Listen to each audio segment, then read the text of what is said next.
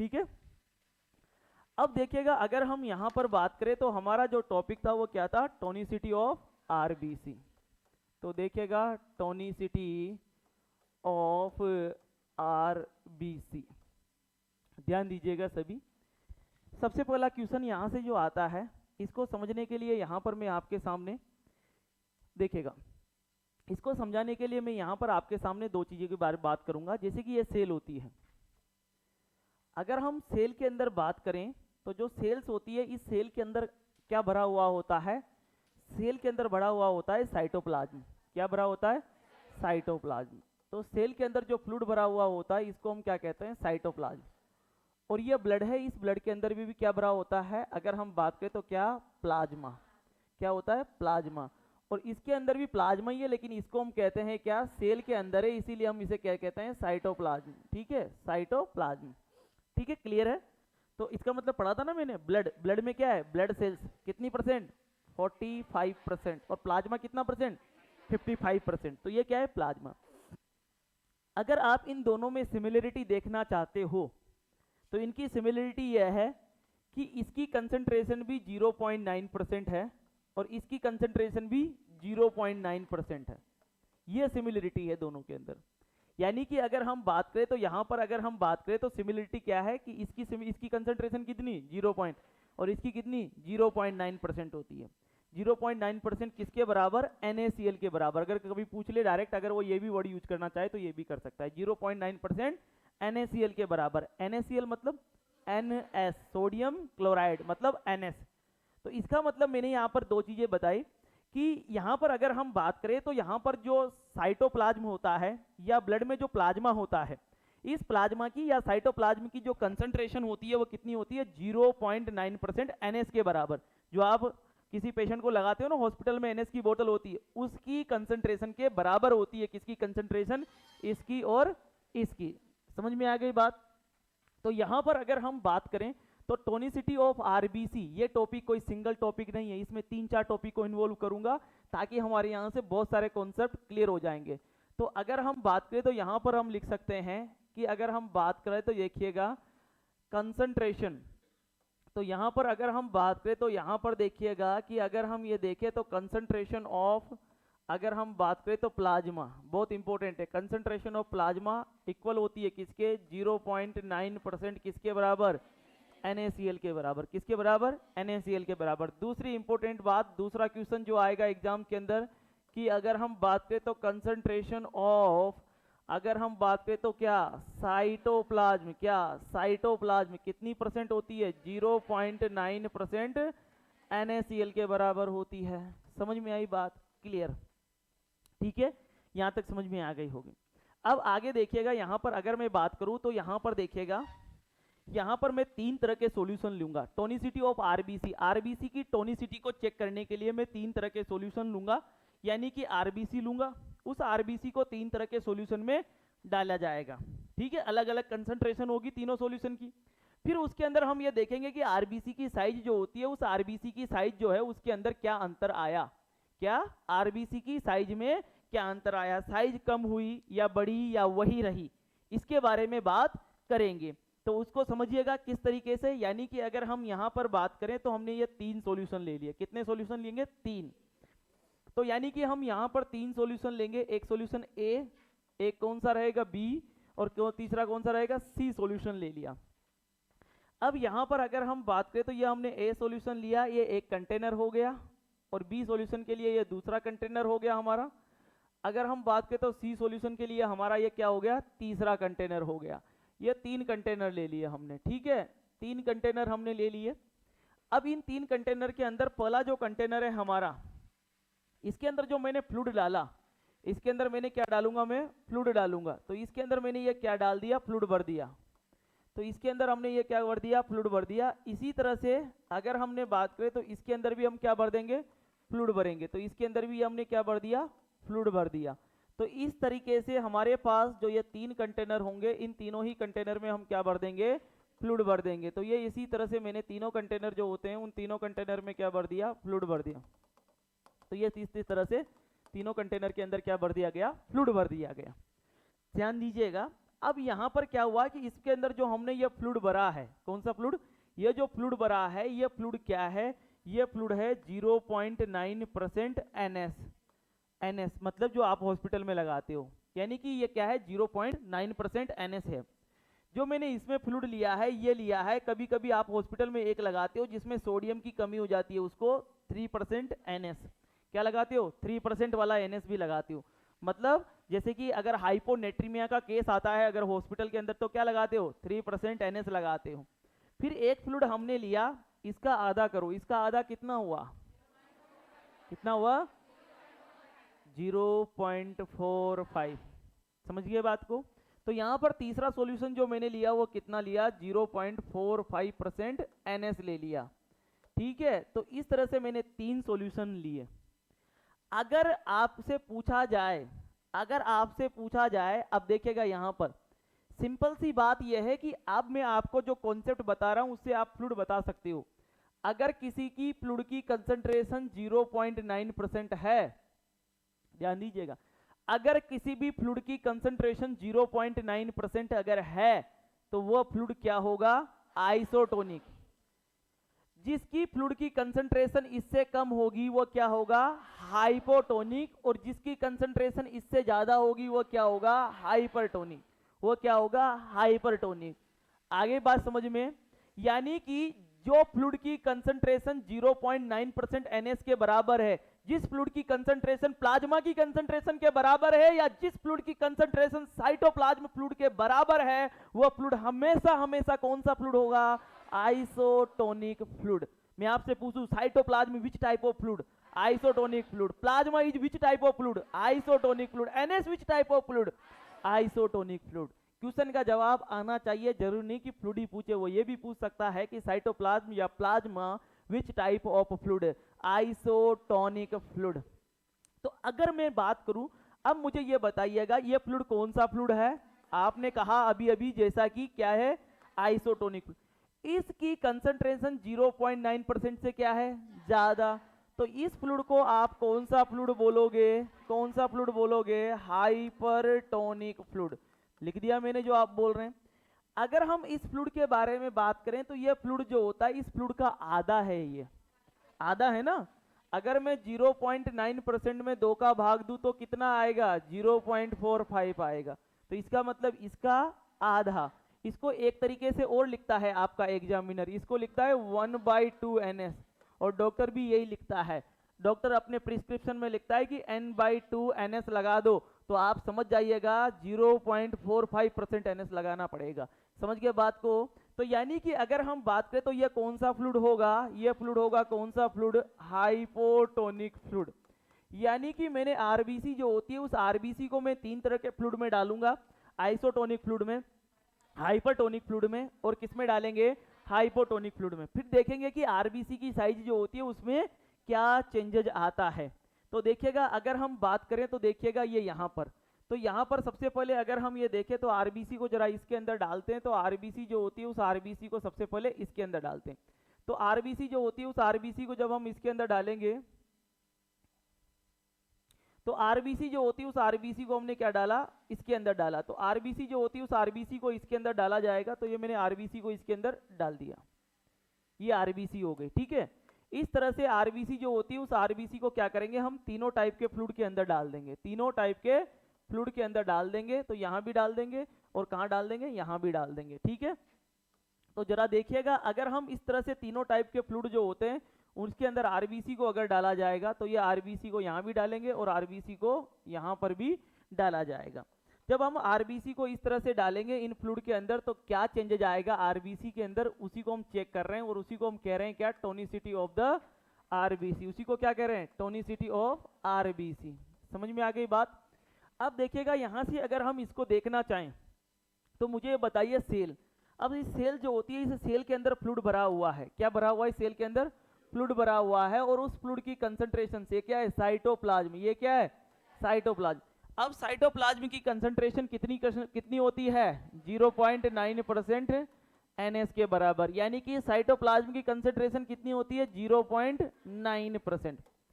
तो इसका मतलब अगर मैं बात करूं तो यहाँ की, अब देखिएगा यहाँ की कंसंट्रेशन कितनी है, 0.9, तो यहाँ कितनी है 0.9%, और यहाँ पर कितनी है, यहाँ पर है 0.9%। समझ गए बात को? यानी कि इसके अंदर की, सेल के अंदर जो कंसंट्रेशन है वो कितनी 0.9, सेल के बाहर कितनी 0.9, और बीच में ये क्या है मेम्ब्रेन, सेल मेम्ब्रेन, बीच में क्या हो गई मेम्ब्रेन। कंडीशन ऐसी आ गई, इधर 0.9 इधर 0.9, बीच में क्या है सेल मेम्ब्रेन। तो इस कंडीशंस के अंदर जब भी दो तरफ सेम कंसंट्रेशन होती है, जब भी दो तरफ सेम कंसंट्रेशन होती है तो फ्लूइड कभी भी मूव नहीं करता है, फ्लूइड कभी भी मूव नहीं करता है। तो सिंपल सी बात है, जब हम आरबीसी को यहां पर हमने ये कहा कि यहां पर 0.9, इधर ऐसे ध्यान देना है, यहां पर कितना है 0.9, यहां पर कितना है 0.9, तो 0.9 बीच में ये क्या है cell membrane is selective membrane होती है। क्या होती है? सेलेक्टिव मेम्ब्रेन होती है। तो इस तरह से यहां पर फ्लूइड का कोई मूवमेंट नहीं होगा, ना इधर से इधर जाएगा ना इधर से इधर आएगा, किधर भी नहीं जाएगा। तो इसका मतलब यहां पर अगर हम किसी भी आइसोटोनिक फ्लूइड के अंदर आरबीसी को अगर डालते हैं तो वहां पर हम लिख सकते हैं कि उसमें किसी भी प्रकार का कोई चेंजेज नहीं आता है, no change the size, size में किसी भी प्रकार का कोई चेंजेज नहीं आएगा। समझ में आ गई बात? दूसरी हमने डाली इस आरबीसी को किसमें डाला, किसमें डाला 3% एनएस में। तो आप ये कहना चाहते हो कि 3% एनएस में जब हम इसको डालेंगे तो देखिएगा यहां पर कंसंट्रेशन कितनी है 3%, कितनी है 3%, तो मैं लिख देता हूं यहां पर कितनी है 3%, जबकि यहां पर कितनी है 0.9%। अब हम ये देखना चाहते हैं कि इस कंटेनर का फ्लूइड आरबीसी के अंदर जाएगा या आरबीसी के अंदर भरा हुआ साइटोप्लाज्म इस कंटेनर में आएगा, हम ये चेक कर रहे हैं। समझ में आ गई बात कि कंटेनर का फ्लूइड आरबीसी के अंदर जाएगा या सेल के अंदर भरा हुआ साइटोप्लाज्म जो होता है वो कंटेनर में आएगा, होगा क्या वाकई में। तो देखिएगा यहां पर इसको समझने के लिए यहां पर एक सिद्धांत काम करेगा, उसकी डेफिनेशन में यहां लिख रहा हूं, जिसने उसकी डेफिनेशन, यानी कि अगर हम बात करें तो हमेशा हमेशा पानी के मूवमेंट के लिए एक प्रिंसिपल रेस्पॉन्सिबल होता है जिसको कहते हैं ओस्मोसिस। कौन सा प्रिंसिपल? ओस्मोसिस। ओस्मोसिस की डेफिनेशन कहती है हमेशा हमेशा क्या लो टू हाई, क्या होता है लो टू हाई।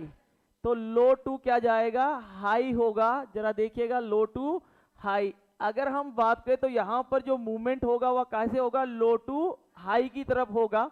अगर हम बात करें तो किसका मूवमेंट होगा, किसका मूवमेंट होगा सोलवेंट का, किसका मूवमेंट होगा सोलवेंट। पहले समझो सोलवेंट क्या है। अगर मैं बात करूं तो दो चीजें होती है, एक सोल्यूट होता है एक सोलवेंट होता है। जैसे मैं इसमें बहुत सिंपल सा एग्जांपल बताता हूं, जैसे अभी सर्दियों का मौसम चल रहा है, ठीक है, आप जैसे ही चाय बनाओगे तो क्या डालोगे 1 कप दूध डालोगे, पहले चीनी डालोगे, चीनी जल जाएगी मालिक, तो पहले क्या डालोगे 1 कप दूध डालोगे, फिर उसके अंदर 1 चम्मच क्या डालोगे चीनी डालोगे। अब आपसे मैं पूछ रहा हूं बताइए इसमें से दो चीजें हैं, इसमें आपने डाला क्या मिल्क, आपने क्या डाला मिल्क, फिर आप क्या डालेंगे शुगर, ठीक है ना, फिर बाकी मत बताइएगा और भी कि इलायची भी डालेंगे ये भी डालेंगे वो भी डालेंगे। ये जो मिल्क होता है और ये शुगर है, तो ये जो मिल्क है ये तो क्या है सोलवेंट, और ये शुगर क्या है सोल्यूट, क्या है सोल्यूट। और फिर थोड़ी देर बाद जब 10 मिनट तक ये गैस पर चढ़ी हुई रहेगी तो क्या बन जाएगा सॉल्यूशन, क्या बन जाएगा। तो इसका मतलब सॉल्यूशन में दो चीजें होती है, एक होता है क्या सोल्यूट, दूसरा क्या होता है अब एग्जाम में क्वेश्चन आएगा और आपकी बुक में बार बार क्वेश्चन दिया हुआ है या रिपीट हुआ है कि किसी भी सॉल्यूशन में ज्यादा अमाउंट किसका होता है, ज्यादा अमाउंट किसका होता है सोलवेंट का, कम अमाउंट किसका होता है। सॉल्यूशन के बनने के लिए कितनी चीजें आवश्यक होती है, दो, सोलवेंट एंड सोल्यूट। अब आपसे मैं पूछूं कि ब्लड के अंदर सोडियम पोटेशियम मैग्नीशियम क्लोराइड ये सब क्या है, ये सब क्या है, और प्लाज्मा क्या है, प्लाज्मा क्या है सोलवेंट। समझ में आ गई बात। जैसे प्लाज्मा में भी जो हमने पढ़ा ना 90 से 92% क्या है वाटर, तो वो तो क्या हो गया सोलवेंट, और उसके अंदर जो ऑर्गेनिक इनऑर्गेनिक कंपोनेंट थे, ऑर्गेनिक इनऑर्गेनिक कंपोनेंट थे वो क्या हो गए सोल्यूट, वो क्या हो गए सोल्यूट। तो प्लाज्मा जो है वो प्लाज्मा एक सॉल्यूशन है, प्लाज्मा क्या है एक, और जिसमें क्या है सोलवेंट प्लस सोल्यूट। सोलवेंट कितना परसेंट है 90 से 92%, जबकि सोलवेंट कितना है 90 से 90, और सोल्यूट कितना परसेंट है 8%, 8% है, जिसमें 8% में आते हैं आपके हार्मोन है, एंटीबॉडीज है, अगर हम बात करें सोडियम, पोटेशियम, मैग्नीशियम क्लोराइड, सब कुछ आ जाते हैं। समझ में आ गई अब बात। अब देखिए, अब मूवमेंट दो चीजों का हो सकता है, मूवमेंट दो चीजों का हो सकता है, या तो इसका मूवमेंट हो या इसका मूवमेंट हो। ओस्मोसिस क्या कहता है, अभी एक का याद रखना है, ओस्मोसिस, ओस्मोसिस की डेफिनेशन होती है कि movement of the solvent, definition सुनिएगा, movement of the solvent low concentration to high concentration by the semi permeable membrane, by the semi permeable membrane. यानी कि इसकी डेफिनेशन क्या कहती है ओस्मोसिस की, जरा देखिएगा। अब मैं इसको कैसे याद कराता हूं, low to high, low to high क्या जाएगा, सोलवेंट, क्या जाएगा, मतलब लिक्विड जाएगा, क्या जाएगा, लिक्विड जाएगा। आगे बात समझ में, तो डेफिनेशन ऑफ द ऑस्मोसिस। अब देखिएगा यहां पर होगा क्या, लो टू हाई। अगर मैं इस कंसंट्रेशन में, बताइए लो वाली, बताइए लो कहां है 0 पॉइंट, तो यहां पर जो फ्लूइड का मूवमेंट होगा वो फ्लूइड का मूवमेंट कैसे होगा, लो टू, तो लो टू हाई। यानी कि फ्लूइड का मूवमेंट कहां पर होगा, यहां पर फ्लूइड का मूवमेंट होगा, अगर हम बात करें तो कहां से, अगर हम बात करें तो कहां से होगा, साइटोप्लाज्म टू, देखिएगा यहां पर ये साइटोप्लाज्म जो है, यानी कि अगर हम इसको बात करें तो फ्लूइड जो होगा वो कहां से आएगा, cell to container, cell to container. और जब कंटेनर में आएगा तो उस कंडीशंस के अंदर जो आरबीसी है, ये आरबीसी क्या होगी, आरबीसी श्रिंक हो जाएगी। यानी कि थोड़ी देर बाद जब हम देखेंगे इस आरबीसी को, तो यहां पर जो आरबीसी है, ये आरबीसी हमें कैसी नजर आएगी, श्रिंक नजर आएगी। क्यों आएगी श्रिंक नजर, क्योंकि इसमें से साइटोप्लाज्म किसके अंदर चला गया, कंटेनर के अंदर चला गया, इसलिए ये आरबीसी कैसी नजर आएगी, श्रिंक नजर आएगी। सही कहा मैंने, तो ये मैंने बना दी थोड़ी समय बाद की कंडीशन, क्योंकि अंदर क्या था, अंदर क्या था 0.9%, कितना था 0.9, अंदर कितना था 0.9। यानी कि ओस्मोसिस कहता है कि फ्लूइड का मूवमेंट या सोलवेंट हमेशा हमेशा कहां जाता है, low to high, low to high, क्या जाएगा, सोलवेंट। यानी कि सेल के अंदर भरा हुआ साइटोप्लाज्म जो होता है, सेल में से निकलकर किस में चला गया, कंटेनर में चला गया। आगे बात समझ में, तो उसी को हम क्या कह रहे हैं, अगर हम बात करें तो क्या, हाइपरटोनिक।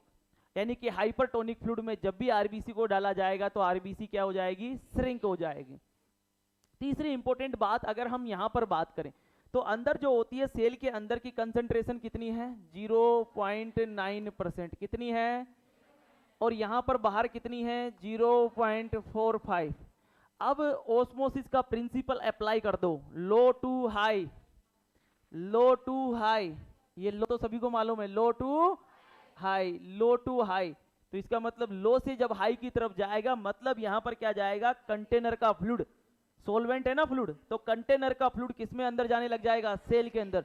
और यहां पर इसकी वजह से यहां पर सेल जो होती है वो सेल क्या हो जाएगी, सेल की साइज बढ़ जाएगी। यानी कि अगर हम बात करें तो आरबीसी जो होती है, उस आरबीसी की जो ये साइज है ये इंक्रीज हो जाएगी, या फिर आरबीसी जो होती है वो आरबीसी क्या हो जाएगी, सोलो हो जाएगी। ठीक है, तो यहां पर ये चेंजेस देखने को मिलता है, मतलब यहां पर साइज क्या हो जाएगी, बढ़ जाएगी, यहाँ साइज क्या हो जाएगी, कम हो जाएगी, यहाँ पर साइज में कोई चेंजेज, साइज में कोई चेंजेज नहीं आए। यानी कि अगर आरबीसी को आइसोटोनिक फ्लूइड में डालोगे तो उसकी साइज में किसी प्रकार का कोई चेंजेज, अगर आरबीसी को हाइपरटोनिक फ्लूइड में डालोगे तो वह क्या हो जाएगी, श्रिंक हो जाएगी, उसकी साइज क्या हो जाएगी, कम।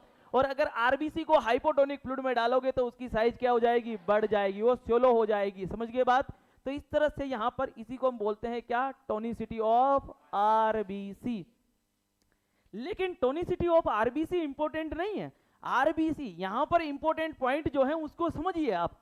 यहां पर इंपॉर्टेंट पॉइंट यह है कि आइसोटोनिक फ्लूइड क्या होता है, वह फ्लूइड जिसकी कंसंट्रेशन 0.9% होती है। हाइपरटोनिक फ्लूइड क्या होती है, जिस फ्लूइड की कंसंट्रेशन 0.9% से ज्यादा होती है। हाइपोटोनिक फ्लूइड क्या होता है, जिस फ्लूइड की कंसंट्रेशन 0.9% से कम होती है, उसको क्या कहते हैं, हाइपोटोनिक फ्लूइड। इंपॉर्टेंट बात सबसे ज्यादा यही है। आगे बात समझ में यहां पर क्लियर। अब आती है बात कैसे कि अगर आइसोटोनिक की मैंने बात कर ही ली है तो मैं यहीं पर लिख देता हूं कि आइसोटोनिक जो फ्लूइड होते हैं, हालांकि आप फंडामेंटल में पढ़ेंगे सर आइसोटोनिक फ्लूइड में बहुत डिटेल में आपको सब कुछ बताएंगे, कितनी कितनी कितनी कितनी ऑस्मोलरिटी किस किस की कितनी होती है, सोडियम उसमें कितना होता है वो सब। लेकिन आइसोटोनिक फ्लूइड जो होता है, लेकिन हॉस्पिटल के हिसाब से मैं बता देता हूं, NS कैसा फ्लूइड है, RL कैसा फ्लूइड है, D5 कैसा फ्लूइड है, आइसोटोनिक। यानी कि जब आप मरीजों को NS लगाते हो, RL लगाते हो, D5 लगाते हो, ये सब आइसोटोनिक फ्लूइड है और इनकी कंसंट्रेशन 0.9% NaCl के बराबर है। अब देखो इससे जिसकी भी कंसंट्रेशन ज्यादा हुई वो क्या होगा, हाइपरटोनिक। अब हाइपरटोनिक जो फ्लूइड हैं, अगर हम बात करें तो कैसे फ्लूइड, हाइपरटोनिक फ्लूइड जो होते हैं वह हाइपरटोनिक फ्लूइड कौन कौन से हैं जरा देखिएगा, एग्जाम्पल बताइएगा। इधर से ही लूंगा, ए NS है, इस NS में इस D5 को मिलाऊंगा, DNS बन जाएगा, बन गया ना DNS। अब उसकी कंसंट्रेशन 0.9% ही रहेगी क्या, नहीं ना, बढ़ेगी ना। तो इसका मतलब DNS जो होता है वह कैसा फ्लूइड होता है, हाइपरटोनिक। इस D5 को और बढ़ाओ, D10, तो D10 क्या हो गया, हाइपरटोनिक। और बढ़ाओ D25, कैसा फ्लूइड है, और बढ़ा दो, D50 भी आता है, D50 भी आता है। तो ये कैसे फ्लूइड हो गए, और भी होते हैं, देखिएगा। मैनिटोल, क्योंकि मैनिटोल पर कभी ध्यान से देखिएगा, मैनिटोल पर लिखा रहता है 20%, तो 0.9% से ज्यादा। इसके अलावा एल्बुमिन, एल्बुमिन पर भी 20% लिखा हुआ रहता है, तो एल्बुमिन भी कैसा फ्लूइड है, हाइपरटोनिक फ्लूइड। देखिएगा 3% NS, 3% NS, ये भी कैसा फ्लूइड है, क्योंकि 0.9% से क्या है ज्यादा, ये क्या है 20%, ये क्या है 20%, ये 50, ये 25, ये 10, और इसमें मिल गए दो चीजें, DNS, DNS में D5 प्लस NS, तो इसकी कंसंट्रेशन भी किसको क्रॉस कर गई, 0.9 को क्रॉस कर गई। तो ये सब फ्लूइड कैसे फ्लूइड हो गए, हाइपरटोनिक फ्लूइड। डायरेक्ट एग्जाम में क्वेश्चन पूछा जाएगा, mannitol is which type of fluid, वहां पूछा जाएगा, वहां 3 ऑप्शन मिलेंगे आपको, क्या अगर हम बात करें तो क्या मिलेगा, हाइपरटोनिक, हाइपोटोनिक और आइसोटोनिक। उसके बाद आगे देखिएगा, अगर हाँ 5% डेक्सट्रोज, हाँ आइसोटोनिक फ्लूइड के अंदर आता है, उसमें डेक्सट्रोज है 5%, बाकी जो सोडियम की कंसंट्रेशन है वह जो होती है वह 0.9% है, यानी कि 0.9% NaCl के बराबर होना चाहिए, किसके बराबर, 0.9% NaCl के बराबर होना चाहिए। तो उसमें जो NaCl डाला गया है वो 0.9% के ऊपर नहीं है, समझ रहे ना बात को, वो मैंने बोला था वहां 0.9% NaCl, तो वो कंसंट्रेशन उसकी उसके ऊपर नहीं है, समझ गए बात को। हाँ कंपैरिजन NaCl से किया जाएगा, कंपैरिजन जो होगा वह NaCl से किया जाएगा। तो ये तो हो गए। अब देखो इसको बाद यहां पर क्या है, हाइपोटोनिक, जरा वापस इसी पे आओ, ये क्या था 0.9, अब इसका कम करता जाओ, तो जैसे कि अगर हम बात करें तो 0.45% NS, इसको हम बोलते हैं 1/2, क्या बोलते हैं 1/2 NS, 1/3 NS भी आता है, 1/4 NS भी आता है, भाग देके देख लेना, कंसंट्रेशन यहां लिख लेना, आराम से लिख सकते हो ना, 0.9 में 3 का भाग दे देना, 0.9 में 4 का भाग दे देना, जितनी कंसंट्रेशन होगी सब क्या होंगे, hypo. 1/2 NS, 1/3 NS, 1/4 NS is hypotonic fluid. समझ में आ गई बात। इसके साथ मैंने बताया हमारा टॉपिक तो ये था, लेकिन हमने इसको भी क्या कर लिया, कवर कर लिया। लेकिन अब क्वेश्चन एक और आया हुआ है इसी में से, उसको भी जरा मैं डिस्कस कर लेता हूं, क्योंकि उस टॉपिक को समझाने के लिए भी ये पूरी मैकेनिज्म को हमें रिपीट करना पड़ता है, ठीक है। तो जरा देखिएगा, यहां तक तो कंप्लीट हो गया ना, चलिएगा। अब आपने यहां पर 2-3 चीजें डिस्कस की,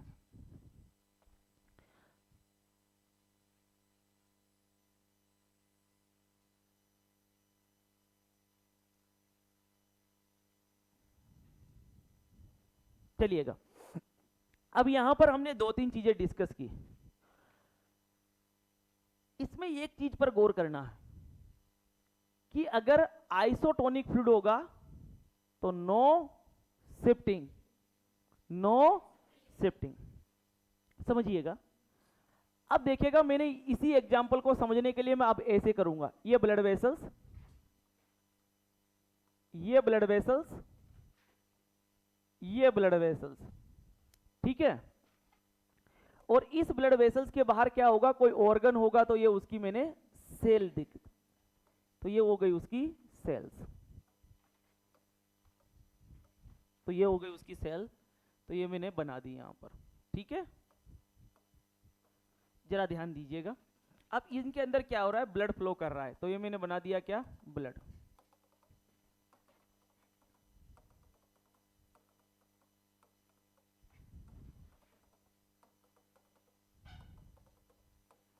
ठीक है, समझिएगा बात को।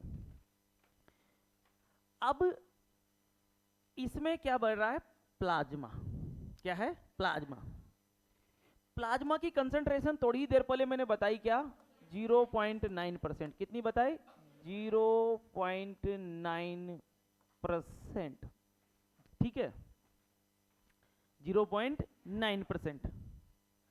अब क्या होगा कि मान लीजिए कि यहां पर और इधर जो है फ्लूइड होगा, इधर क्या होगा, फ्लूइड होगा, इंटरस्टिशियल फ्लूइड है, या फिर किसके अंदर है, सेल के अंदर फ्लूइड है। इन सभी की कंसंट्रेशन भी कितनी होती है, 0.9% ही होती है, चाहे वो इंटरस्टिशियल हो चाहे वो सेल के अंदर हो, समझिए बात को।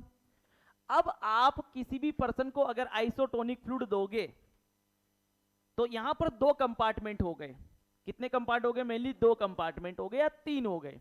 यहां पर दो कंपार्टमेंट है, अगर हम बात करें तो ये कौन सा कंपार्टमेंट है, इंट्रावस्कुलर, जवाब देते जाइएगा। ये क्या है, इंट्रावस्कुलर, ये क्या है, इंट्रासेलुलर, ये क्या है, इंटरस्टिशियल। ये तो बताने की जरूरत नहीं है ना, नहीं है, क्लियर है। सेल और सेल के बीच में इंटरस्टिशियल, सेल के अंदर इंट्रासेलुलर स्पेस, और ये क्या है, इंट्रावस्कुलर, समझ में आ गई बात को। अब अगर मैं आपसे पूछूं कि किसी पर्सन को अगर आइसोटोनिक फ्लूइड देंगे, तो इस फ्लूइड जो होता है, ये फ्लूइड मूवमेंट किधर की तरफ लेगा, मूवमेंट किधर की तरफ कराएगा, तो आप कहेंगे नो मूवमेंट। तो इसका मतलब अगर हम किसी भी पर्सन को आइसोटोनिक फ्लूइड लगाएंगे, कौन सा फ्लूइड लगाएंगे, आइसोटोनिक फ्लूइड, तो उसके अंदर एक नेचर होती है कि नो शिफ्टिंग, नो शिफ्टिंग। यानी कि मैं ये कहना चाहता हूं कि अगर आइसोटोनिक फ्लूइड लगाएंगे तो वह फ्लूइड ना तो ब्लड वेसल्स में से सेल के अंदर जाएगा, ना सेल के अंदर या सेल के बाहर जो भरा हुआ फ्लूइड है वह इसमें आ पाएगा, बिल्कुल नहीं आएगा। ना तो ये उधर जाएगा ना वह इधर आएगा, क्योंकि दोनों तरफ कंसंट्रेशन कितनी हो गई, 0.9% हो गई। ये बीच में क्या हो गई, मेम्ब्रेन, बीच में क्या हो गई है, मेम्ब्रेन। तो इसका मतलब क्या हो गया, सेम चीज हो गई, 0.9 बीच में है मेम्ब्रेन, तो इसका मतलब नो शिफ्टिंग द फ्लूइड। अब आपसे पूछा जाएगा, आपसे पूछा जाए एग्जामिनर कि एक पर्सन जो है उस पर्सन को हाइपोओलिमिक शॉक है, क्या है, हाइपोओलेमिक शॉक। हाइपोओलेमिक शॉक मतलब सीवियर डायरिया हो गया, सीवियर वोमिटिंग हो गई, फ्लूइड का लॉस हो गया। तो एज ए प्रायोरिटी बेसिस उस पर्सन को सबसे पहले कौन सा फ्लूइड लगाओगे, option A isotonic, option B hypertonic, option C hypotonic. क्या लगाओगे, आइसोटोनिक फ्लूइड। क्यों लगाओगे आइसोटोनिक फ्लूइड, अरे आप क्या बढ़ाना चाहते हो, कार्डियक आउटपुट।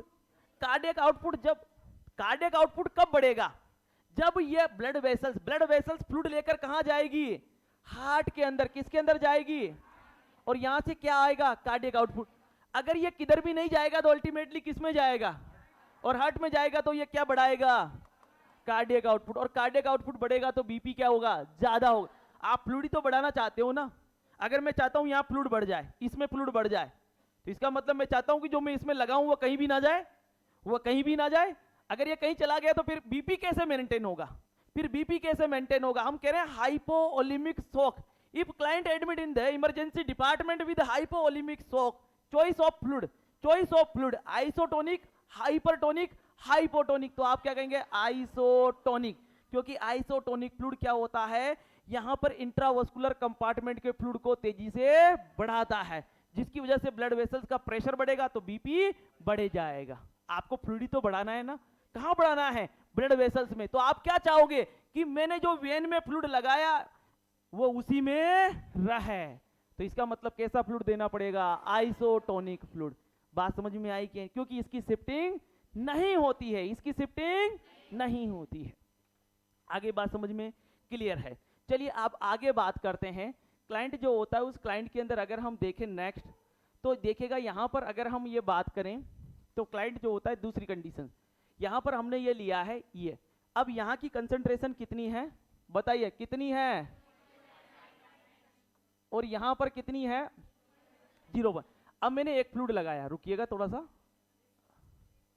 अब मैंने दूसरा यहाँ पर कौन सा फ्लूइड लगाया था मैंने पेशेंट को, बताइए कौन सा फ्लूइड लगाया था, देखो कितना कौन सा फ्लूइड लगाया था ये देख लीजिए, कौन सा लगाया था 3% NS। क्या लगाया था 3%।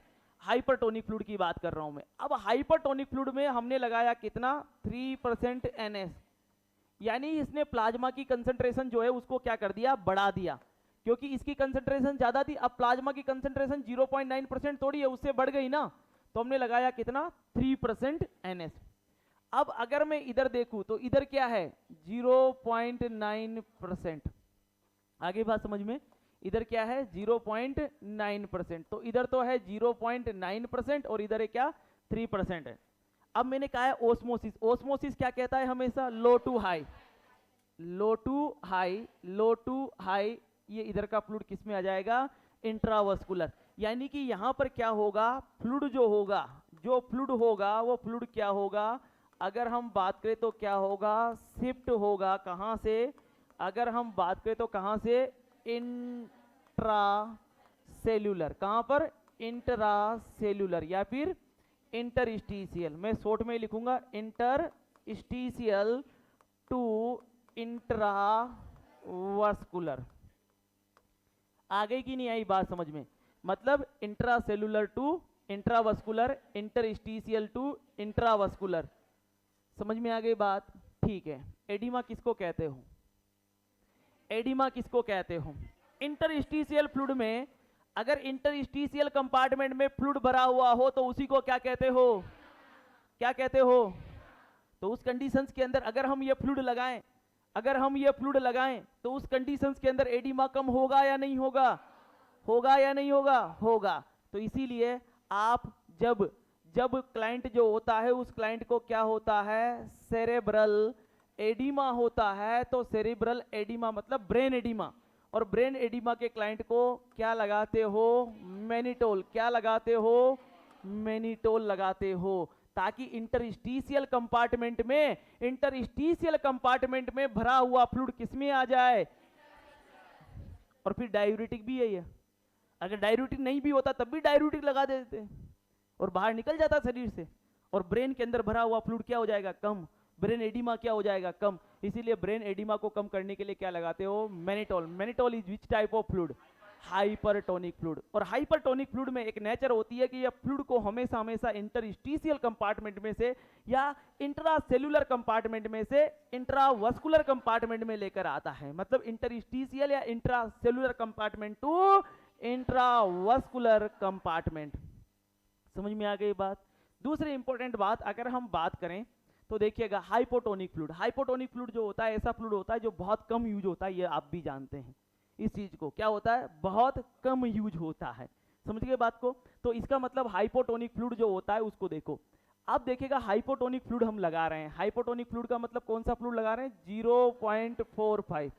यहां पर कंसंट्रेशन ये यहां पर या यहां पर कंसंट्रेशन कितनी है, 0.9%।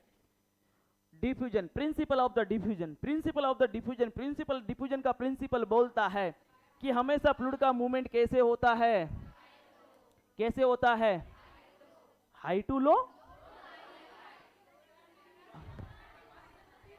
क्या बोला मैंने, अच्छा अच्छा, अरे वेरी गुड वेरी गुड, हाँ मैं सोचा कहीं ना कहीं गड़बड़ तो है, ठीक है ठीक है, वेरी गुड। डिफ्यूजन का प्रिंसिपल बोलता है हाई टू लो, क्या जाएगा, क्या जाएगा, सोल्यूट जाएगा, क्या जाएगा, सोल्यूट जाएगा। जबकि ओस्मोसिस का डिफ्यूजन कहता है लो टू हाई, क्या जाएगा, सॉल्वेंट जाएगा। यानी कि low to high, low to high क्या जाएगा, सॉल्वेंट मतलब पानी। मतलब यहाँ का प्लाज्मा जो होता है या यहाँ जो फ्लूइड है वो फ्लूइड किधर की तरफ शिफ्ट होने लग जाएगा, इधर, क्योंकि यहाँ की कंसंट्रेशन को आपने क्या कर दिया, कम कर दिया।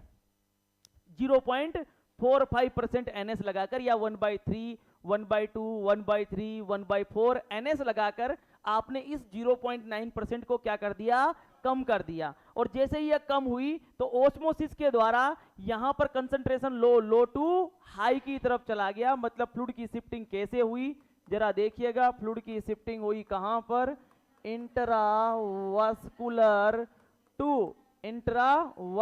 टू कहां पर हुई, अगर हम बात करें तो कहां पर हुई, इंट्रासेल्यूलर, दूसरा वर्ड बताइए, या फिर इंटरस्टिशियल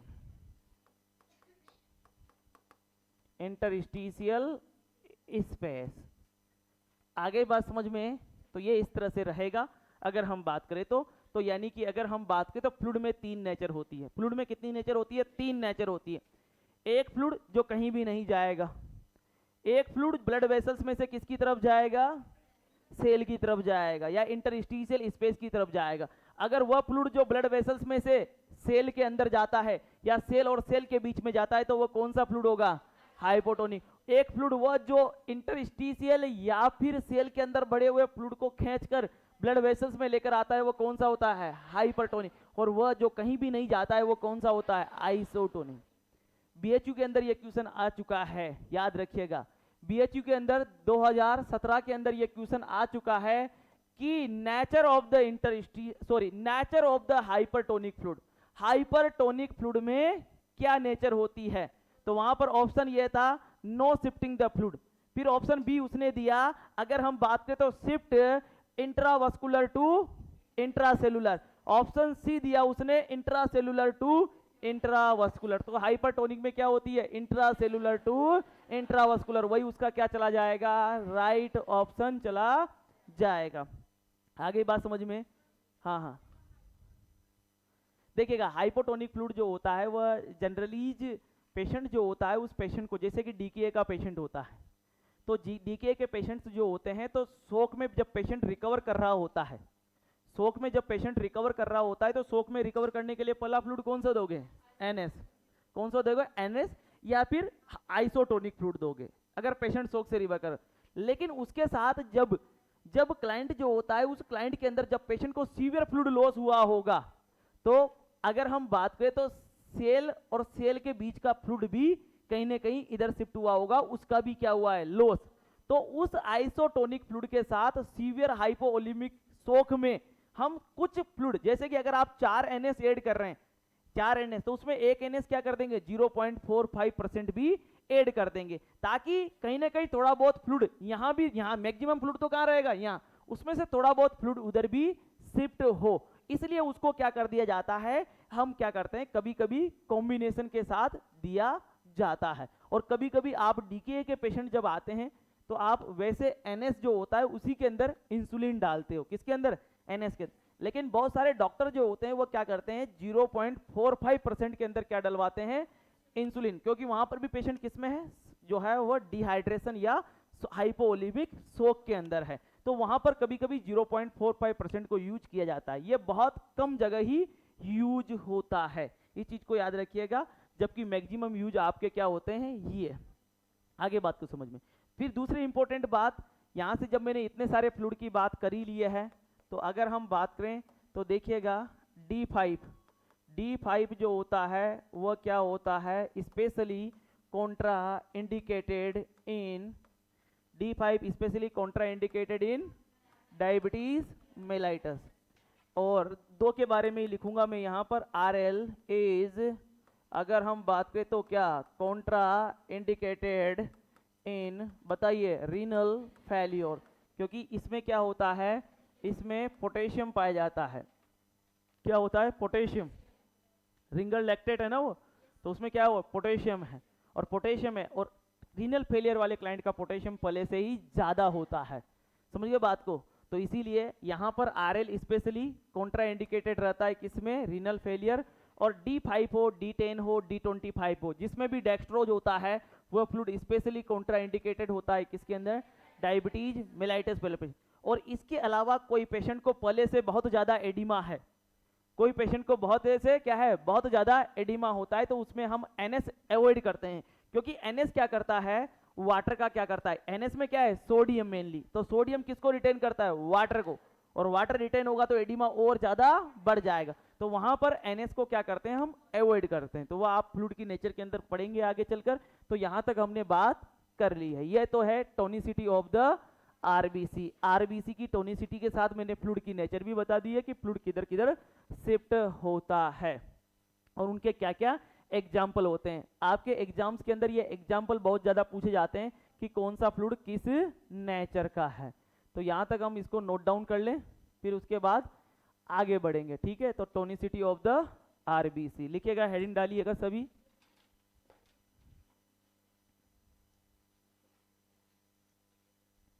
आगे अगर हम बात करें तो देखिएगा एक छोटा सा पॉइंट है जिसको हम क्लियर करेंगे, वह क्या है पीसीवी। क्या है पीसीवी। अब देखिएगा पीसीवी क्या होता है, अगर हम बात करें तो वैसे तो पीसीवी की जो फुल फॉर्म होती है वो होती है क्या, अगर हम बात करें तो packed cell volume, packed cell volume, उसी को हम क्या कहते हैं पीसीवी कहते हैं। अगर हम इस पीसीवी जो होती है, इस पीसीवी को यहां तक लिख लिया ना सभी ने, इस पीसीवी जो होती है, इस पीसीवी का एक और नाम होता है, अगर हम बात करें तो पीसीवी जो होती है, इस पीसीवी को अगर हम बात करें तो आल्सो नाउ एज हेमेटोक्रिट, अगर हम बात करें तो हेमेटोक्रिट, अब इसको हम हेमेटोक्रिट भी कहते हैं, ठीक है। क्या कहते हैं पीसीवी को, हेमेटोक्रिट वैल्यू। तो पैक्ड सेल वॉल्यूम या हेमेटोक्रिट वॉल्यूम जो होता है वो क्या होता है, जरा उसको समझते हैं। यहां से मैं आपको ये बताऊंगा कि सीरम क्या है, प्लाज्मा क्या है, ये तो समझ ही गए। प्लाज्मा जो होता है, ब्लड सेल्स को निकाल दिया जाए तो जो बचा हो वह क्या है प्लाज्मा। प्लाज्मा में 90 से 92% क्या है वाटर, 8% क्या है सॉलिड, और सॉलिड में क्या क्या है plasma protein, antibiotic, hormone, enzyme, multivitamin, multi minerals. समझ में आ गई बात। अब उसी तरह से सीरम क्या है उसको भी देखते हैं और वो यहीं से समझ में आ जाएगा। तो अगर हम बात करें तो देखिएगा पैक्ड सेल वॉल्यूम या फिर हेमेटोक्रिट वॉल्यूम क्या होता है। अगर मान लीजिए कि ये मैंने एक वायल ली, ये क्या ले ली मैंने एक वायल, और इस वायल जो होती है, इस वायल के अंदर मैंने एक पर्सन का ब्लड सैंपल निकाला, और ब्लड सैंपल निकालने के बाद में इस वायल के अंदर उस ब्लड को डाल दिया, ठीक है। किसके अंदर डाल दिया, इस वायल के अंदर उस ब्लड को मैंने डाल दिया। तो इस वायल के अंदर एक पेशेंट का ब्लड सैंपल निकालने के बाद हम किस में भर देंगे, एक वायल लेंगे और वायल के अंदर हम उस ब्लड सैंपल को डाल देंगे। तो ये मैंने एक वायल के अंदर ये ब्लड सैंपल डाल दिया। वायल के अंदर ब्लड सैंपल डालने के बाद में मैं इसको 10 मिनट बाद देख रहा हूं, एक जगह मैंने सीधी रख दी ये वायल, ठीक है। जैसे कि ये वायल है, इस वायल के अंदर मैंने ब्लड सैंपल डाल दिया यहां तक, उसके बाद इसको आराम से एकदम सीधा 10 मिनट तक रख दिया। अब देखेंगे कि सिंपल सी बात है कि जब भी किसी ब्लड सैंपल में हम ब्लड डालने के बाद में देखेंगे तो थोड़ी देर बाद देखेंगे कि जो नीचे की तरफ है, यानी कि नीचे की तरफ जो होती है वो नीचे की तरफ क्या जम जाएंगी, ब्लड सेल्स का डिपोजिशन हो जाएगा। किसका, ब्लड सेल्स का। तो नीचे की तरफ किसका डिपोजिशन होगा, ब्लड सेल्स का। अब ब्लड सेल्स का जब डिपोजिशन होगा नीचे की तरफ तो इसमें कितने तरह की ब्लड होंगी, 3 तरह की, यानी कि WBC, RBC और प्लेटलेट्स, 3 तरह की ब्लड सेल होगी। लेकिन मैं आपसे पूछूं इनमें से सबसे ज्यादा अमाउंट किसका होगा, 99% कौन सी होगी, 1% बाकी बची। तो इसका मतलब मैं कहूं मेन सेल यहां पर कौन सी डिपॉजिट हुई है, यानी कि कौन सी डिपॉजिट हुई है, RBC। कौन सी डिपॉजिट हुई है, RBC। और इस RBC, एक सिंगल सैंपल के अंदर RBC का जो वॉल्यूम है, इसी को हम क्या कहोगे, पैक्ड सेल वॉल्यूम। क्या कहोगे, पैक्ड सेल वॉल्यूम। यानी कि अगर हम बात करें तो यहां पर हम लिख सकते हैं, यहां पर ये क्या जम गई, यहां पर ये क्या जम गए, RBC, और इसी को आप क्या कहोगे, PCV। क्या कहोगे, PCV। यानी कि अगर मुझे PCV की डेफिनेशन लिखनी है तो PCV की डेफिनेशन होगी कि अगर हम बात करें तो क्या, अगर हम बात करें तो volume of RBC in a single sample. अगर हम बात करें तो एक सिंगल सैंपल के अंदर आरबीसी का जो वॉल्यूम है, मतलब जितनी आरबीसी यहाँ जमा हुई है उनका जो वॉल्यूम है वही क्या कहलाएगा, हेमेटोक्रिट वॉल्यूम। क्या कहलाएगा, हेमेटोक्रिट वॉल्यूम या फिर पैक्ड सेल वॉल्यूम। यानी कि सिंगल सैंपल के अंदर जो ये आरबीसी है इसी को हम क्या कह रहे हैं, पीसीबी के नाम से जान रहे हैं या हेमेटोक्रिट के नाम से जान रहे हैं। अब इसकी क्लिनिकल इंपॉर्टेंस क्या है, इसकी क्लिनिकल इंपॉर्टेंस क्या है। जैसे देखते हैं ना, डॉक्टर देखता है बीमारी के अंदर, देखता है कि पीसीबी कितना है या हेमेटोक्रिट कितना है, उसको देखता है, उससे अंदाजा लगाता है वो कुछ। तो उसको समझिएगा, अगर मैं आपसे पूछूं नॉर्मल पीसीबी, अगर मैं बात करूं तो क्या नॉर्मल पीसीबी या नॉर्मल अगर हम बात करें तो क्या हेमेटोक्रिट जो होता है वो कितना होता है, एडल्ट का 40 से 45% होता है। कितना होता है, 40 से 45% में लिया जाएगा ये। अब यहां पर अगर हम बात करें तो देखिएगा, अब उसके बाद थोड़ी देर बाद हम देख रहे हैं कि ऊपर की तरफ जो होता है, कहां पर, यहां पर अगर हम बात करें यहां पर क्या होगा, अगर हम यहां पर देखें तो थोड़ी देर बाद जब हम यहां पर देखेंगे तो यहां पर इस तरह से व्हाइट कलर का पानी जम जाएगा, हल्का हल्का व्हाइट कलर का, थोड़ा येलो कलर भी लिया हुआ होगा, इस तरह से जम जाएगा। तो कोई मुझसे पूछे ये क्या है, जरा बोलिए क्या है ये, प्लाज्मा। ये क्या है, प्लाज्मा। ऊपर की तरफ क्या आ गया, प्लाज्मा, नीचे की तरफ क्या बैठ गई, ब्लड सेल्स। बहुत सिंपल सा कॉन्सेप्ट है। अगर आप किसी सैंपल में, अगर आप किसी वाइल में ब्लड सैंपल डालेंगे तो सिंपल सी बात है नीचे क्या बैठेंगी, ब्लड सेल्स, स्पेशली उनमें कौन होगी, आरबीसी, वो क्या हो गया, पीसीबी। और ऊपर की तरफ जो है वो क्या है, प्लाज्मा रह जाएगा। जो ये प्लाज्मा होगा, इस प्लाज्मा में 3 तरह की प्रोटीन होती है। कितने तरह की, 3 तरह की, एल्बुमिन, ग्लोबुलिन और फाइब्रिनोजन। क्लियर बात समझ में आ गई। उसी को क्या कहते हैं, प्लाज्मा। यानी कि प्लाज्मा में कितनी तरह की प्रोटीन होती है, एल्बुमिन, ग्लोबुलिन, फाइब्रिनोजन। अब अगर मैं इसी को मान लीजिए कि अगर हम बात करें, लेकिन अगर मैं ये वाइल जो होती है आपकी, अगर ये वाइल जो होती है, इस वाइल को अगर मैं ईडीटीए वाइल लूं, अगर ये वाइल कौन सी वाइल लूं, ईडीटीए वाइल, कौन सी वाइल लेंगे, ईडीटीए वाइल। अगर ईडीटीए वाइल लेंगे तो ऐसा होगा, तो ऐसा होगा। अगर हम बात करें तो नीचे की तरफ ब्लड सेल्स रहेंगी और ऊपर की तरफ क्या रहेगा, प्लाज्मा रहेगा। लेकिन अगर मैं इस वाइल को अब इस वाइल को मैं ले लेता हूं, कौन सी वाइल, प्लेन वाइल। कौन सी वाइल ले लेता हूं, प्लेन वाइल। अगर मैं प्लेन वाइल का मतलब हो गया जिसमें किसी तरह का कोई एंटीकोगुलेंट, ईडीटीए वाइल का मतलब होता है वह वाइल जिसमें एंटीकोगुलेंट के रूप में ईडीटीए भरा हुआ है। क्या भरा हुआ है, ईडीटीए भरा हुआ है, जो ब्लड को जमने नहीं देता है, ब्लड को जमने नहीं देता है, उसका क्लोट नहीं बनने देता है। लेकिन उसमें भी आप देखेंगे तो नीचे की तरफ ब्लड सेल्स जमा हुई है, ब्लड जमा नहीं है। आप उसको वापस चेक करेंगे वो वापस मिक्स हो जाएगा, क्योंकि उसमें क्या है, ईडीटीए, उसमें क्लोट नहीं बनेगा। आप उसको ऐसे करेंगे वापस, जैसे आपने सैंपल लिया था ना, सेम उसी तरह की हो जाएगी वापस, क्योंकि उसमें एंटीकोगुलेंट के रूप में क्या है, EDTA, ethyl diamine tetraacetic acid है। ये कैसा एंटीकोगुलेंट होता है, ये काम कैसे करता है, वो सब हम आगे पढ़ेंगे किसके अंदर, इसी चैप्टर में, एंटीकोगुलेंट के नाम से। समझ गए बात को। अभी ये समझो, अब हमने ली एक वाइल, कौन सी vial, plain vial. Plain vial का वैसे कलर कौन सा होता है, कैसा होता है, रेड। कैसा होता है, रेड होता है। तो प्लेन वाइल जनरल बात कर रहा हूं, जो प्रोटोकॉल है, सिंपल प्रोटोकॉल, उसके हिसाब से कौन सा कलर होता है, रेड कलर होता है। तो हमने एक और वाइल ली और उस वाइल के अंदर हमने क्या किया, फिर ब्लड सैंपल डाला। और ये वाइल जो थी हमारे पास कैसी वाइल थी, प्लेन वाइल थी। इस प्लेन वाइल के अंदर जैसे ही हमने ब्लड सैंपल डाला तो ब्लड सैंपल के डालते ही ये ब्लड सैंपल हमने इसके अंदर डाल दिया। देख लीजिए जल्दी से, ये डाल दिया ब्लड सैंपल। अब ब्लड सैंपल डालने के बाद आप देख रहे हैं कि नीचे की तरफ तो क्या जम जाएंगी, अगर हम बात करें तो क्या जम जाएगी, आरबीसी। तो नीचे की तरफ इकट्ठा हो जाएंगी क्या, आरबीसी इकट्ठा हो जाएंगी, जिसको तो आप किस नाम से जान रहे हो, पीसीबी के नाम से जान रहे हो। ये तो हो गया क्या, पीसीबी, जिसके मतलब आरबीसी, डब्ल्यूबीसी और क्या है, प्लेटलेट्स है। ठीक है, उनमें से मैक्सिमम अमाउंट किसका है, आर, और उस आरबीसी के अमाउंट को, उसके वॉल्यूम को क्या कह रहे हो आप, पीसीबी, सिंगल सैंपल के अंदर। अब जो ऊपर की तरफ होगा, इस ऊपर की तरफ अगर हम बात करें, इस ऊपर की तरफ क्या है, प्लाज्मा। ऊपर की तरफ क्या है, प्लाज्मा।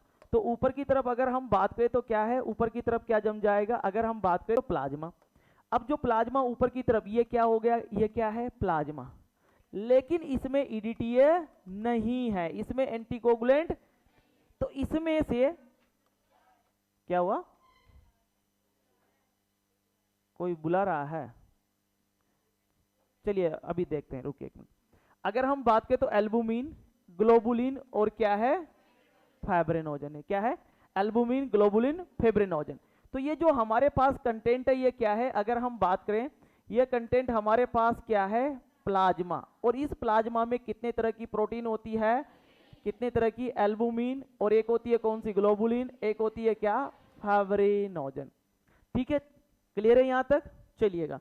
अब अगर, ठीक है, बाद में लिखिएगा, अगर हम यहां पर बात करें आगे कि हमने ये प्लेन वाइल ली, बाद में लिखिएगा क्योंकि अभी आपको करेक्शन करना पड़ेगा, फिर हमने तो बोलेगा सर हमने लिख लिया, फिर आपको दिक्कत होगी।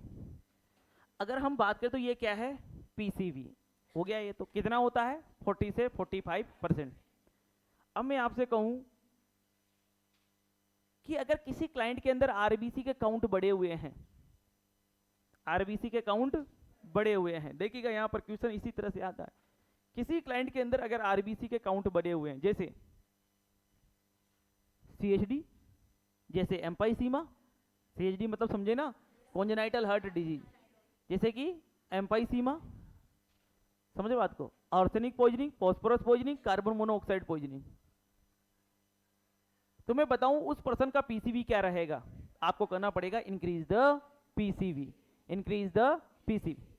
मैं आपसे कहूं severe dehydration, severe dehydration, severe अगर हम बात करें तो यहां पर सीवियर डिहाइड्रेशन हो, चाहे वो आपका यहां पर डायरिया हो, चाहे वो वोमिटिंग हो, पीसीवी क्या रहेगा, ज्यादा। पीसीवी क्या रहेगा, ज्यादा, क्योंकि प्लाज्मा के कंपैरिजन में वहां आरबीसी के काउंट क्या है, ज्यादा। तो सैंपल में अपन देखेंगे तो प्लाज्मा क्या रहेगा, कम, क्योंकि उसमें फ्लूइड क्या था, कम, और आरबीसी के काउंट क्या रहेंगे, ज्यादा। तो उस सैंपल में भी अगर हम देखें, मैं किसी पर्सन का ब्लड सैंपल लूं और उसके प्लाज्मा में अगर पानी कम है, पानी कम है, तो उसका सैंपल जैसे उसमें डालूंगा तो प्लाज्मा क्या दिखेगा, कम, जबकि पीसीवी क्या दिखेगी, ज्यादा। तो बताइए उसकी पीसीवी बढ़ी या नहीं बढ़ी। तो इसका मतलब severe dehydration, severe vomiting, severe diarrhoea, emphysema, congenital heart disease, arsenic, phosphorus poisoning, इन सभी केस के अंदर जिसके अंदर भी पॉलीसाइथेमिया होगा उसमें पीसीवी बढ़ेगी, उसमें पीसीवी बढ़ेगी। पहला कॉन्सेप्ट ये समझ में आना चाहिए, और इसी कॉन्सेप्ट इसलिए समझ में आना चाहिए क्योंकि यहीं से क्वेश्चन आया हुआ है कि एक एम्पाइसीमा वाले क्लाइंट का हिमेटोक्रिट वॉल्यूम बढ़ा हुआ क्यों रहता है, हेमेटोक्रिट वॉल्यूम बढ़ा हुआ क्यों रहता है, due to the increase plasma volume या due to the increase the erythropoietin hormone, due to the increase the erythropoietin hormone. ये क्वेश्चन यहां से पूछा जा चुका है, इसीलिए समझिएगा ध्यान से। अब क्या होता है कि ये प्लेन वाइल थी, वाइल कौन सी थी हमारी, प्लेन वाइल थी या क्या, प्लेन। प्लेन वाइल में थोड़ी देर बाद मैंने देखा कि नीचे तो क्या जम गई, आरबीसी मैक्सिमम थी, वो पीसीवी कहा मैंने उसको, लेकिन ऊपर की तरफ देखा तो प्लाज्मा है, और प्लाज्मा में प्लाज्मा में बहुत सारी चीजें हैं, लेकिन मेनली प्लाज्मा प्रोटीन की बात करूं तो एक तो है एल्बुमिन, एक है ग्लोबुलिन, एक है फिब्रिनोजन। लेकिन थी ये कौन सी वाइल, प्लेन वाइल। इसीलिए इस प्लेन वाइल के अंदर ये फिब्रिनोजन जो होता है, ये फिब्रिनोजन यूज हो जाएगा किसके लिए, क्लोटिंग के लिए। किसके लिए यूज हो जाएगा, कोगुलेशन या क्लोटिंग के लिए। तो ये तो क्या हो जाएगा, यूटिलाइज, भाई इसके मॉलिक्यूल्स क्या हो जाएंगे, खत्म, क्योंकि ये क्या था, फिब्रिनोजन, तो इसने क्या बना दिया यहां पर, क्लोट। तो ये मैं मान लेता हूं कि ये क्या है, फिब्रिनोजन, ये वाला। तो ये फिब्रिनोजन है, इसने क्या बना दिया, क्लोट बना दिया। क्लोट बनते ही ये इसमें यूज हो गया, तो ये क्या हो गया, खत्म हो गया। खत्म होने का मतलब हुआ उसका यूटिलाइजेशन हो गया, उसके मॉलिक्यूल्स अब वहां नहीं रहेंगे। अब बचा क्या, एल्बुमिन और ग्लोबुलिन। अब मुझसे पूछा जाए सीरम क्या है, मुझसे पूछा गया कि सीरम क्या है, तो मैं कहूंगा सीरम क्या है, जरा आंसर दीजिएगा, प्लाज्मा। ये क्या है, प्लाज्मा। तो प्लाज्मा माइनस, अगर प्लाज्मा माइनस फिब्रिनोजन, अगर प्लाज्मा में से फाइब्रिनोजन को हटा दिया जाए, जो जो कंटेंट बचेगा उसको क्या कहोगे? सीरम। यानी कि प्लेन वाइल के अंदर ऊपर क्या जाता है? सीरम रहता है। वो क्या है? ऊपर सीरम। जबकि अगर वो ईडीटीए वाइल होगा तो वो क्या है? प्लाज्मा। अगर ईडीटीए वाइल है अगर, तो वो क्या है? अगर वो प्लेन वाइल है तो ऊपर की तरफ जो जमा हुआ है वो क्या है? सीरम। और वो टेस्ट जो सीरम से करना है, हमेशा हमेशा वो टेस्ट प्लेन वाइल में जाएगा। वो ब्लड सैंपल किस में जाएगा? प्लेन वाइल में। जिसमें अगर कोई सा भी टेस्ट लेबोरेटरी वाले को सीरम से लगाना है, किससे लगाना है? तो सीरम से अगर कोई टेस्ट लगाना है तो वो टेस्ट हमेशा हमेशा उसका ब्लड सैंपल हमेशा हमेशा किस वाइल में भेजा जाता है? प्लेन वाइल में भेजा जाता है। और देख लीजिएगा आप, अगर आपको hepatitis C virus, hepatitis B virus, इसके अलावा आपको एचआईवी, इन सब की जांच मोस्ट ऑफ द किससे लगती है? सीरम से।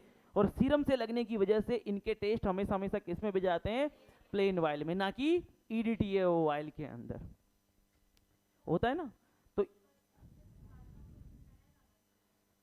सीरम के अंदर क्या रहेगा?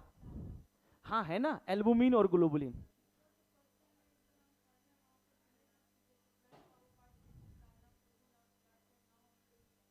तो वो सीरम है। नहीं, प्लाज्मा प्रोटीन में स्पेशली वहां पर एल्बुमिन और ग्लोबुलिन तो रहेगी। और उसने क्या किया कि प्लाज्मा प्रोटीन में से एक प्रोटीन क्या हो रही है? खत्म हो रही है। तो उसने कह दिया होगा कि प्लाज्मा प्रोटीन नहीं है। लेकिन जनरली एल्बुमिन और ग्लोबुलिन तो उसके अंदर रहती है। उसमें से स्पेशली जो जाती है वो कौन जाती है? फाइब्रिनोजन जाती है। प्लाज्मा प्रोटीन जो माइनस होती है वो कौन सी होती है? फाइब्रिनोजन। क्योंकि उसका यूटिलाइजेशन किसके लिए होता है? क्लोट के लिए। बाकी तो रहेगी, बाकी रहेगी। तो सीरम क्या है? प्लाज्मा माइनस फाइब्रिनोजन, उसी को हम क्या कहेंगे? सीरम कहेंगे। अब दूसरा इंपॉर्टेंट बात, जो मैंने एक क्वेश्चन जो आपके एग्जाम्स के अंदर आया हुआ है वो क्या है, जरा देखिएगा। अगर हम बात करें तो यहाँ पर, अगर हम बात करें तो इंक्रीज, क्या है? इंक्रीज। अगर हम बात करें तो क्या? हेमेटोक्रिट वॉल्यूम या increase haematocrit value in COPD client. किसके अंदर?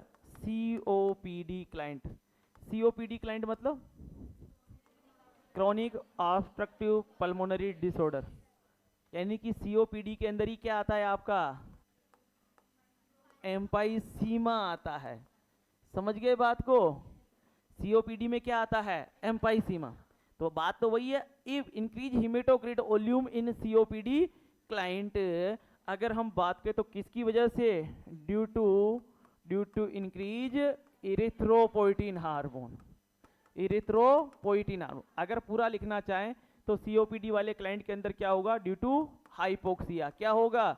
हाइपोक्सिया। और हाइपोक्सिया होते ही क्या होगा? इंक्रीज होगा क्या? इरिथ्रोपोइटिन। और इरिथ्रोपोइटिन इंक्रीज होगा तो क्या होगा?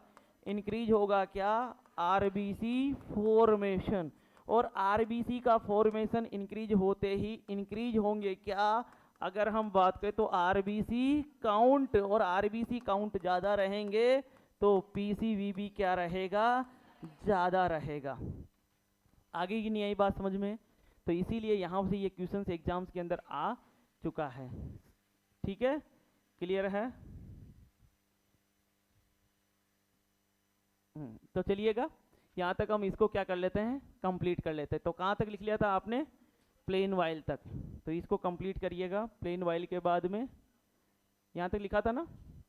तो चलिएगा यहाँ तक लिखिएगा।